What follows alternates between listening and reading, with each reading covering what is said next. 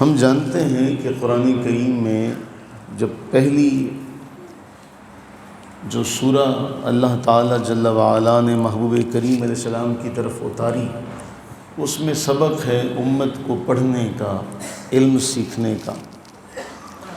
لیکن یاد رکھیے کہ علم سیکھنا صرف اور صرف اس لیے ہونا چاہیے کہ اللہ تعالیٰ کی رضا حاصل ہو جائے۔ جس طرح ہم نے کل کی حدیث میں پڑھا تھا کہ جو اللہ تعالیٰ جل وعلا کی ذات کی وجہ سے کسی سے محبت رکھتا ہے، اللہ ہی کی وجہ سے کسی سے دشمنی رکھتا ہے، اللہ ہی کی وجہ سے کسی کو کچھ دیتا ہے اور نہیں دیتا تو بھی اللہ ہی کی وجہ سے، تو اس کے لیے فرمایا تھا اس کا ایمان کامل ہو گیا۔ اب جب علم جو خاص نبیوں کی میراث ہے، انبیاء کی دولت ہے جو اللہ نے انبیاء کو عطا فرمائی، اور کہا گیا کہ انبیاء درہم و دینار کا وارث نہیں بناتے، وہ علم دیتے ہیں، علم چھوڑ کر جاتے ہیں، ان کے علم کا وارث لوگ بنتے ہیں۔ تو کسی کے پاس تھوڑا ہے، کسی کے پاس زیادہ ہے، بلکہ ایک حدیث پاک میں یوں آتا ہے، ایک روایت یوں ملتی ہے کہ ایک صحابی بازار میں گئے اور بازار میں جا کے کہنے لگے، لوگوں تم یہاں خرید و فروخت میں لگے ہو، وہاں مسجد میں رسول اللہ صلی اللہ علیہ وآلہ وسلم کی دولت بانٹی جا رہی ہے، آپ کا ترکہ، آپ کی میراث بانٹی جا رہی ہے۔ تو لوگ مسجد میں آئے تو دیکھا وہاں تو علم سکھایا جا رہا ہے۔ لوگوں نے کہا کہاں وہ بانٹی جائے؟ کہا یہی تو دولت ہے، انبیاء کی یہی تو دولت ہے۔ اور اللہ تعالیٰ کا فضل اور کرم ہے، ہم جو آج کی حدیث ملا کے ہماری مسند احمد کی 8457 احادیث ہو جائیں گی، تو یہ صرف اس کا فضل ہے۔ ابن ماجہ کی ایک حدیث ہے، نبی سرور عالم صلی اللہ علیہ وسلم نے فرمایا، جس نے علم اس لیے سیکھا کہ وہ اس کے ذریعے علماء کے ساتھ بحث کرے اور جہلاء پر فخر کرے۔ دو باتیں ہیں کہ پڑھے لکھے لوگوں کے ساتھ کیا کرے، ان کے مقابلے میں آ جائے، ان کے مقابلے میں آ کے بات کرے، اور جہلاء کے ساتھ غرور اور تکبر کا معاملہ کرے، ان کو نیچا دکھائے یا ان سے بحث کرے۔ رسول اللہ صلی اللہ علیہ وسلم نے فرمایا، اللہ تعالیٰ ایسے شخص کو جہنم میں داخل کرے گا۔ اس نے علم اس لیے نہیں سیکھا کہ اللہ کی معرفت مل جائے، اللہ کی پہچان ملے، اس کے محبوب کی پہچان ملے، اس نے اس لیے سیکھا لوگوں پر فخر کرے، لوگوں سے بحث کرے، اس لیے سیکھا۔ جو آج کی حدیث ہے، حضرت سیدنا ابو ہریرہ فرماتے ہیں کہ رسول اللہ صلی اللہ علیہ وآلہ وسلم نے فرمایا، من تعلم علما مما یبتغى بہ وجہ اللہ۔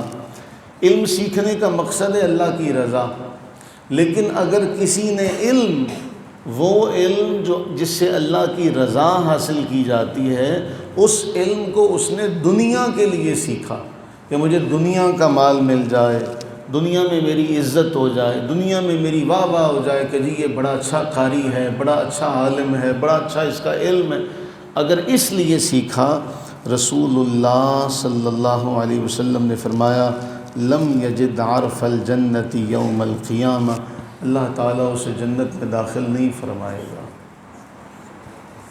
اللہ تعالیٰ اسے جنت میں داخل نہیں فرمائے۔ آپ کو یاد ہے ہم نے ایک حدیث پڑھی تھی، رسول اللہ صلی اللہ علیہ وسلم میں 3 آدمی جنہیں سب سے پہلے جہنم میں داخل کیا جائے گا، جن سے جہنم کی آگ کو بھڑکایا جائے گا، دہکایا جائے گا، ان میں ایک وہ عالم بھی ہوگا۔ جب وہ اللہ کے سامنے پیش کیا جائے گا تو اللہ تعالیٰ فرمائے گا کیا لے کر آئے ہو؟ یا اللہ ساری زندگی پڑھایا ہے۔ تو اللہ تعالیٰ اس سے فرمائیں گے اس لیے کہ لوگ تجھے کہیں بہت بڑا قاری ہے، بہت بڑا عالم ہے، میرے لیے کچھ نہیں کیا تھا، تو ایسے شخص کو اللہ تعالیٰ جہنم میں ڈال دیں گے۔